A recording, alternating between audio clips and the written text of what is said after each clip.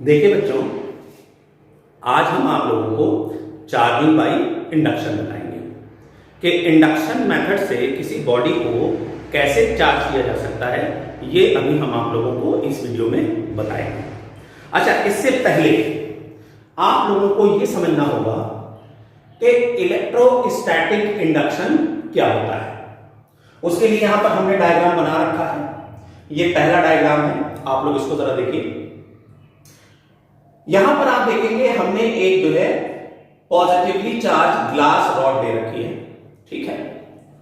इसको कहते हैं चार्जिंग बॉडी, ओके। इस पॉजिटिवली चार्ज ग्लास रॉड के पास हम एक अनचार्ज बॉडी को लेकर आते हैं। टच नहीं करते, अनचार्ज बॉडी को ग्लास रॉड से टच नहीं किया जाएगा, केवल अनचार्ज बॉडी को हम ग्लास रॉड के पास में लेकर आते हैं। क्लियर हो गई बात? अब देखिए, अनचार्ज बॉडी के अंदर पॉजिटिव चार्ज भी मौजूद है, नेगेटिव चार्ज भी मौजूद है, ठीक है।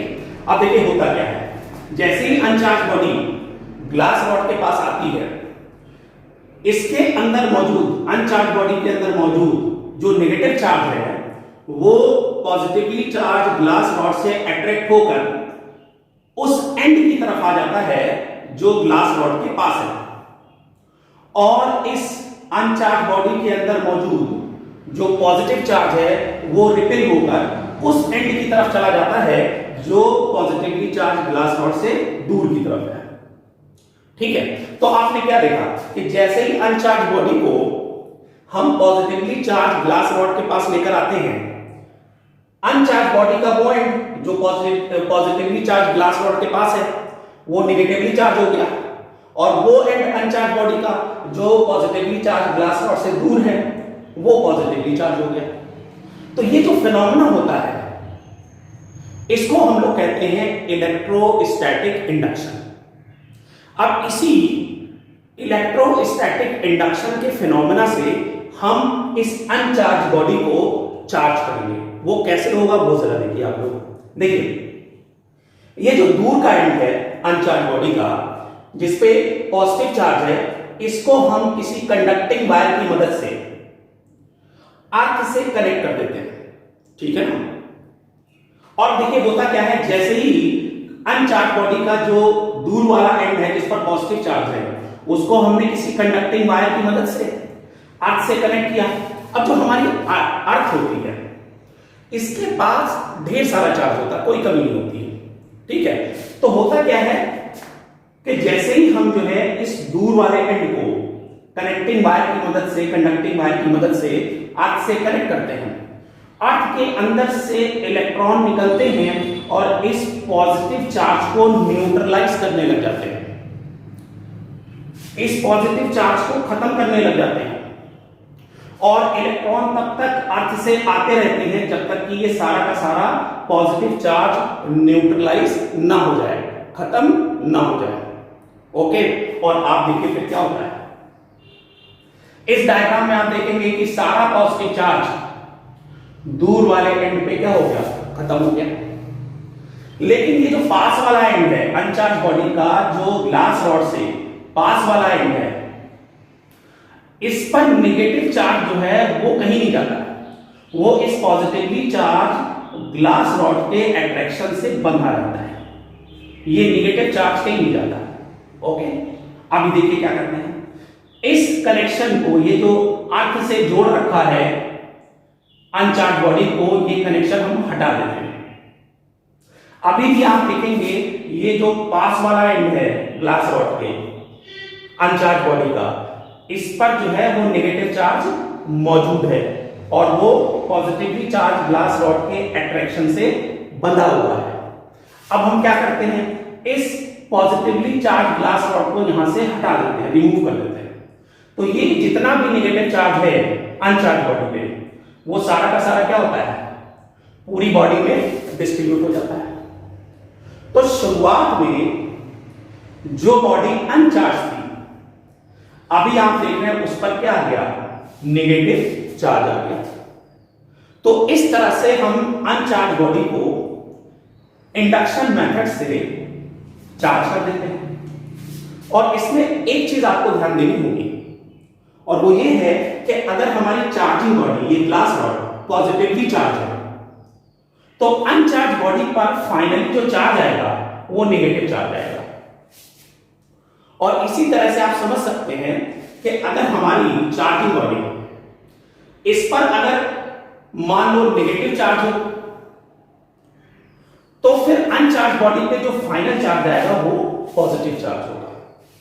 क्लियर होगी बात? तो ये जो फिनोमेना है ये है हमारा चार्जिंग बाय इंडक्शन का। ठीक है, अच्छा अब यहां पर एक बात समझिएगा, अगर हम ये मान लें कि जो हमारी चार्जिंग बॉडी है इस पर चार्ज Q है, चार्जिंग बॉडी पर चार्ज कितना है? Q है टोटल। तो सवाल ये उठता है कि जो अनचार्ज बॉडी पर फाइनली चार्ज आया है इस पर कितना चार्ज आएगा? तो हम मान लेते हैं इस पर जो चार्ज आएगा वो कितना आएगा? Q dash. इस पर जो चार्ज आएगा वो कितना आएगा? Q डैश चार्ज आएगा इस पर। ओके, तो चार्जिंग बॉडी पर अगर चार्ज Q है और इंडक्शन मेथड से अगर हम अनचार्ज बॉडी को चार्ज करते हैं तो इस पर जो चार्ज आएगा वो कितना आएगा? Q डैश आएगा, ये हम मान लेते हैं। क्लियर होगी बात? अब बात सुनिए हमारी, यहां पर हम इसको मिटाएंगे।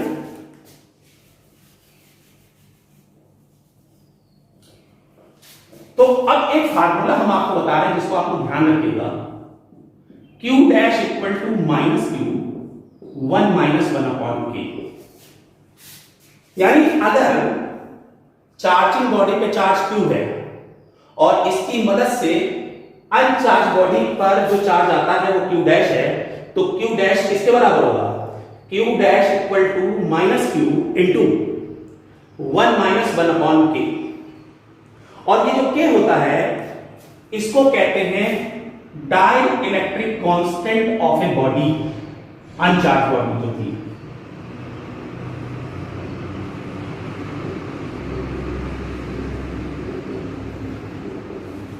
ठीक है, यहां पर जो K होता है इसको कहते हैं dielectric constant of a uncharged body जिसको चार्ज किया गया है। ठीक है, डाई इलेक्ट्रिक का मतलब होता है इंसुलेटर। अगर हम मान लेते हैं कि ये अनचार्ज बॉडी जो है वो कोई इंसुलेटर है, ठीक है, यानी डाइलेक्ट्रिक है, और इस पर अगर Q डैश चार्ज आया है और इससे रिलेटेड जो डाइलेक्ट्रिक कांस्टेंट है वो कैपिटल K है, तो Q डैश चार्ज किसके बराबर होगा? Minus Q into 1 minus 1 upon K। अलग अलग तरह के इंसुलेटर के लिए, डाइलेक्ट्रिक के लिए K की वैल्यू क्या होती है? अलग अलग होती है।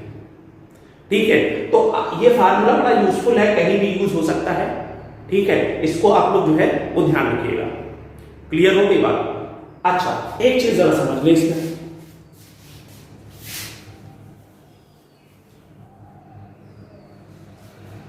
कि जो डाइलेक्ट्रिक कांस्टेंट होता है, ठीक है ना, किसी भी इंसुलेटर कह लो या डाइलेक्ट्रिक कह लो, उससे रिलेटेड ये जो कांस्टेंट कैपिटल K होता है, ये अलग अलग डाइलेक्ट्रिक मटेरियल के लिए, अलग अलग इंसुलेटर के लिए इसकी K की वैल्यू अलग अलग होती है। लेकिन गिवन इंसुलेटर या गिवन डाइलेक्ट्रिक के लिए इसकी वैल्यू क्या होती है? कांस्टेंट रहती है। लेकिन याद रखिए कि K हमेशा मोर देन 1 होता है।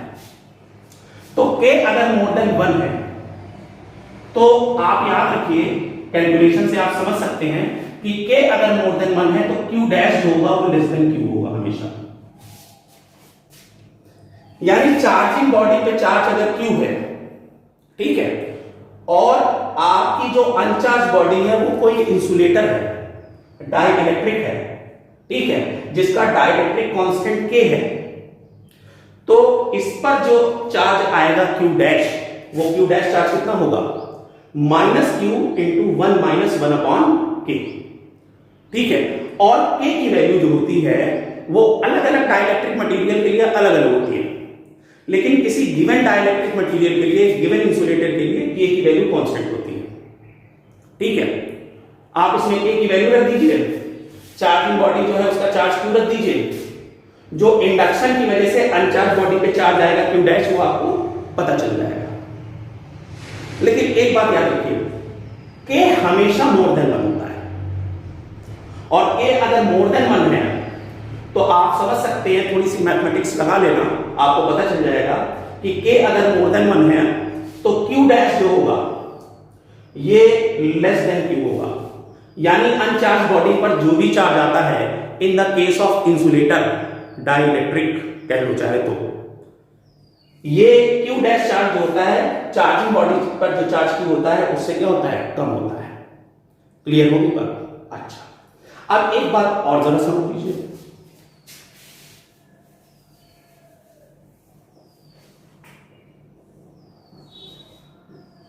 फॉर मेटल्स, अगर मान लो अनचार्ज बॉडी आपकी मेटल है, कंडक्टर है, तो ये मेटल या फिर कंडक्टर जो होता है उसके लिए डाइलेक्ट्रिक कांस्टेंट जो होता है वो इंफिनिटी होता है।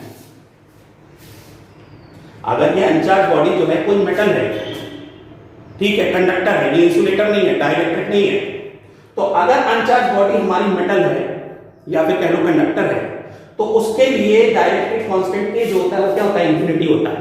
और ए की जगह अगर तुम यहां पर इंफिनिटी रखते हो, ए की जगह यहां पर अगर आप इंफिनिटी रखते हैं तो आप देखेंगे 1/इंफिनिटी, ये तो 0 हो जाएगा। तो देखो क्या आएगा, q dash equal to minus q। यानी कि यहां पर आप कह सकते हैं in the case of metal, charging body पे जितना चार्ज होता है क्यू, जो अनचार्ज बॉडी अगर मेटल है तो उस पर भी इंड्यूस होकर उतना ही चार्ज आएगा जितना चार्ज जो है चार्जिंग बॉडी पे होता है, Q dash equal to minus Q. अच्छा, यहां पर ये जो माइनस साइन होता है वो क्या बताता है? माइनस साइन ये बताता है कि चार्जिंग बॉडी पे जो भी चार्ज आया है उसका अपोजिट चार्ज जो होगा वो अनचार्ज बॉडी पे आएगा। माइनस साइन यहां पर इन दोनों केसेस में ये बताता है, ठीक है। तो मेटल के केस में जो चार्ज चार्जिंग बॉडी पे होता है उतना ही चार्ज जो होता है वो मेटल पर भी आता है, और माइनस साइन ये दिखा रहा है कि अपोजिट चार्ज आएगा, कि चार्जिंग बॉडी अगर पॉजिटिव है तो मेटल पे जो होगा उतना ही निगेटिव चार्ज आएगा, अगर चार्जिंग बॉडी निगेटिव है तो मेटल पर उतना ही क्या होगा, पॉजिटिव चार्ज आएगा। ठीक है, तो इसको आप लोग देख लीजिए।